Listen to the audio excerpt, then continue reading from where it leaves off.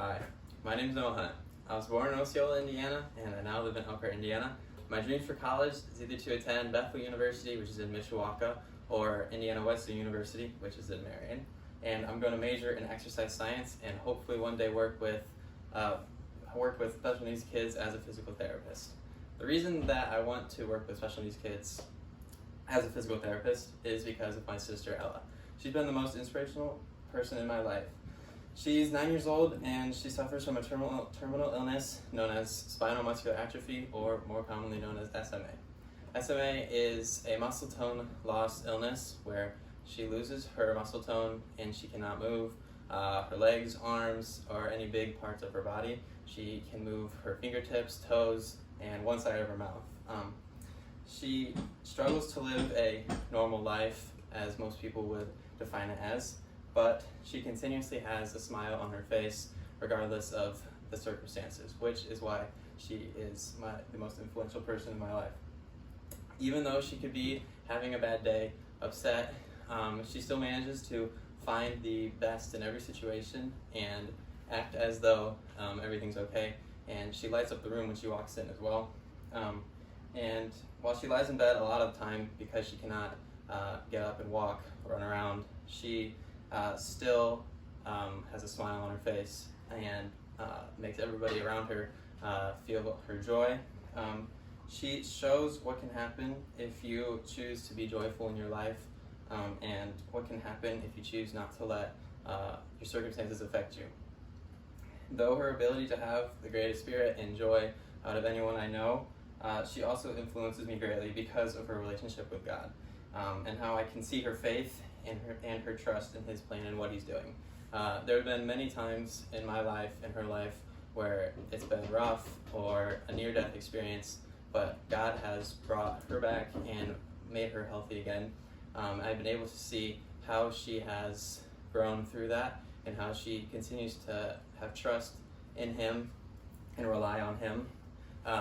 No matter what has gone on, she continues to say, and has said countless times, that God has it under control, or God's got it. And that is a huge inspiration to me, because it reminds me that that's how I need to think all the time in my life.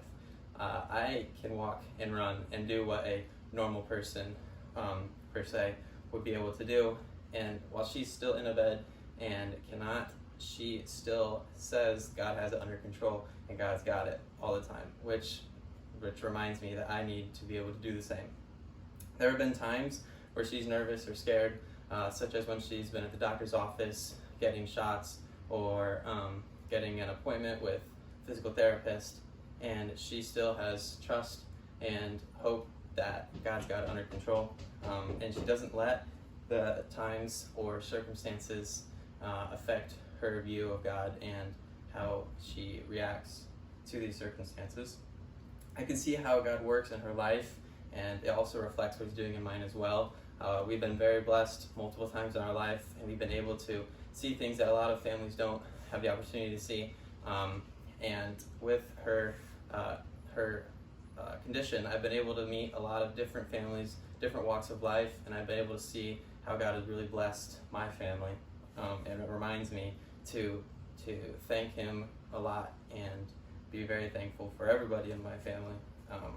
And those two things are huge reasons why she's most influential in my life, but they're not the only two. The final point of why she is because she has the right to complain about a lot of stuff, but she doesn't.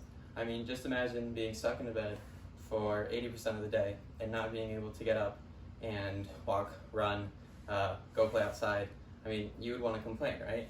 She doesn't. She still chooses to be happy and chooses to make the most out of every situation in her life. And because of that, it teaches me to slow down, stop, and be grateful about everything, because I live a normal life and I have a lot less to complain about than she does. And if she's not complaining, then that doesn't give me the right to complain either. She teaches me to be grateful for everything in life by showing me that life is fragile and never take the time or people for granted, because you never know if it could be your last time with them or last time doing something. I've been around, since she has this illness, I've been around a lot of families who also have a child or relative with this illness, and I've seen a lot of death and a lot of tragedy, and I know from personal experience as well that it's not been easy for them or for me, and it teaches me that I need to be grateful and not complain and be joyful, because you never know if it could be your last time with this person, your last time being able to spend time with them or doing what you want. And that's why she's easily become the most influential person in my life, because of her attitude, her walk with God, and showing me continuously, time and time again, how to be grateful and complain less.